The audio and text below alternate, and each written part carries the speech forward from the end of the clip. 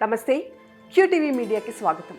సప్త సముద్రాలు దాటిన మాతృభూమిని మరువని మమకారం, పరాయి దేశంలో ఉన్న తెలుగు భాషా సంస్కృతులను కాపాడుకోవాలనే తపన.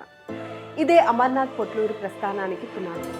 గుంటూరు జిల్లా అన్నవరపు లంక నుంచి తెలుగువారే అక్కడ కరువైన సమయంలో డెన్మార్క్ చేరిన అమర్నాథ్ ఇప్పుడు ఎందరో తెలుగువారికి ఒక గొడుగుగా మారారు. డెన్మార్క్ తెలుగు అసోసియేషన్ స్థాపన ద్వారా వేల మంది తెలుగువారికి ఒకే తాటిపైకి తెచ్చిన కార్యదక్షకుడు ఆయన. ఇప్పుడు మన సంస్కృతి సంస్థ ద్వారా హిందూ సంస్కృతి సాంప్రదాయాలను డెన్మార్క్లోనూ 10 కాలాల పాటు కొనసాగేలా కృషి చేస్తున్న అమర్నాథ్ పొట్లూరు గురించి తెలుసుకుందాం. ప్రస్తుతం ప్రపంచవ్యాప్తంగా తెలుగు వెలుగులీనుతోంది. అందులో ఎంతో మంది భాషాభిమానుల కృషి ఉంది. మాతృభాష పట్ల వారికున్న మమకారం భాషను 10 కాలాల పాటు పదిలంగా ఉంచాలన్న తపన పెంచింది. విదేశంలో స్థిరపడినప్పటికీ స్వదేశానికి చెందిన తెలుగు భాషను, హిందూ సంస్కృతి సాంప్రదాయాలను భావితరాలకు అందించే బాధ్యతనిచ్చింది.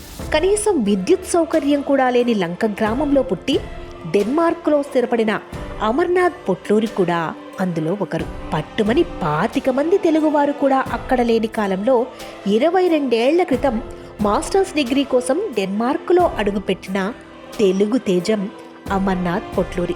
భాషాపరమైన ఇబ్బందులు, సమస్యలను అధిగమించి ఇంజనీరింగ్లో మాస్టర్స్ పూర్తి చేసి అక్కడే స్థిరపడిన తన ఇబ్బందులు, కష్టాలు తోటి తెలుగువారికి రాకూడదని తెలుగు భాష ఉనికి, హిందూ సంస్కృతి సాంప్రదాయాలను డెన్మార్క్ గడ్డపై కొనసాగించడానికి పూనుకున్నారు. పుట్టుక నుంచి పాడి వరకు సమస్తం పండుగైన, పబ్బమైన, శుభాశుభ కార్యక్రమాలు మన సాంప్రదాయ పద్ధతిలో జరుపుకునేలా పాటుపడ్డారు. ఆయన వేసిన తొలి అడుగుకు ఇప్పుడు ఎన్నో అడుగులు తోడయ్యాయి. డెన్మార్క్లో స్థిరపడుతున్న తెలుగువారు కలిసి రావడం, వారి కృషి ఫలితంగా డెన్మార్క్లో తెలుగు వెలిగిపోతోంది. మన సంస్కృతి సాంప్రదాయాలు విరాజిల్లుతున్నాయి.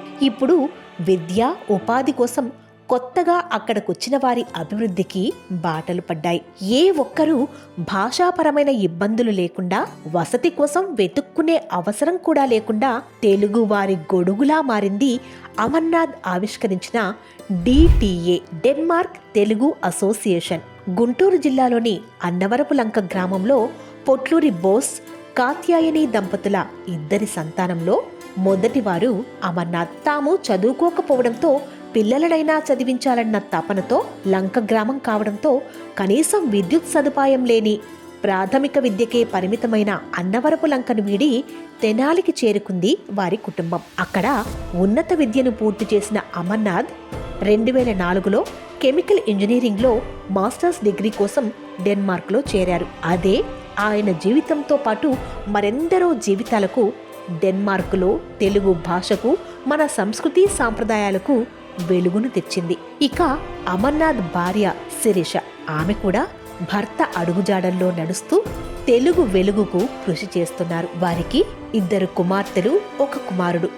వీరితో పాటు మరింత మందికి మాతృభాష మధురిమలను పంచుతున్నారు. పిల్లలు డెన్మార్క్లోనే పుట్టిన స్వచ్ఛమైన తెలుగు చదువుతారు, రాస్తారు. వారికి ప్రతి ఆదివారం 3 గంటల పాటు తెలుగు భాషను, ఆ తరువాత విష్ణు సహస్రనామాలు నేర్పుతున్నారు. వారి పిల్లలే కాదు, ఎంతో మంది చిన్నారుల్లో తెలుగు భాషాభివృద్ధికి కృషి చేస్తున్నారు అమర్నాథ్, శిరీష దంపతులు. జన్మనిచ్చిన గడ్డను వీడి 2 దశాబ్దాలు దాటినా డెన్మార్క్లో స్థిరపడిన అమర్నాథ్ పుట్టి పెరిగిన ఊరిని మరచిపోలేదు. తన సొంత నిధులు వెచ్చించి గ్రామంలో పాఠశాలలు బాగు చేయించారు. ఫర్నిచర్ వంటి సదుపాయాలు కల్పించారు. స్కాలర్షిప్ తరహాలో ఆర్థిక సహాయం అందజేస్తూ ఆర్థిక ఇబ్బందులు ఎదుర్కొంటున్న విద్యార్థులకు అండగా నిలిచారు. ఇక ఆయన ఆలోచనల నుంచి 2005లో పుట్టిన డెన్మార్క్ తెలుగు అసోసియేషన్కు అప్పటి వరకు చేసిన సేవలకు 2010లో అక్కడి ప్రభుత్వ గుర్తింపు వచ్చింది. ఈ సంస్థ ద్వారా సోషల్ సర్వీస్ చేస్తూ కొత్తగా వచ్చిన వారికి అకామిడేషన్, ఇన్ఫర్మేషన్ ఇవ్వడంతో పాటు చైల్డ్ అబ్యూజ్మెంట్ వంటి విషయాల్లో వారికి అండగా నిలిచింది. వీటితో పాటు కరోనా సమయంలో మేమున్నామంటూ అండగా నిలిచి అవసరమున్న వాళ్లకు నిత్యావసరాలు, మెడికల్ కిట్లు అందజేశారు. ఆర్గనైజేషన్లో యాక్టివ్గా ఉండే గోల్డ్ మెంబర్లు సేవలందించారు. యూరప్లో మొట్టమొదటి బతుకమ్మ వేడుకలను 2011లో DTA నిర్వహించింది.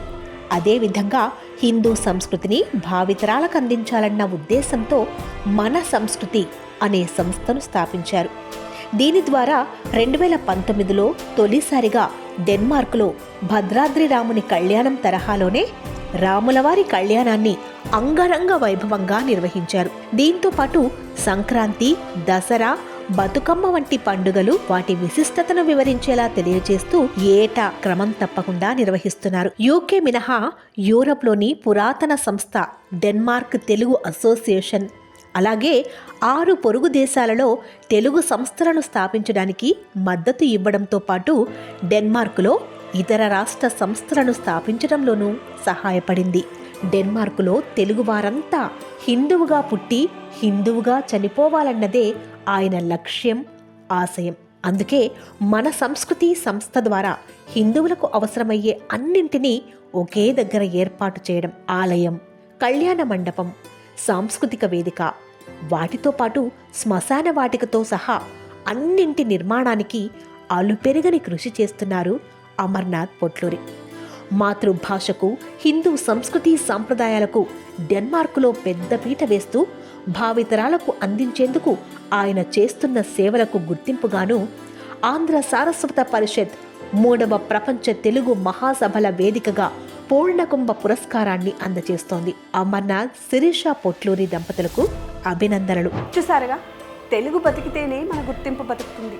ఆ వెలుగును ప్రపంచానికి చూపిస్తున్న ఇలాంటి మహానుభావులే నిజమైన తెలుగు రాయబారులు.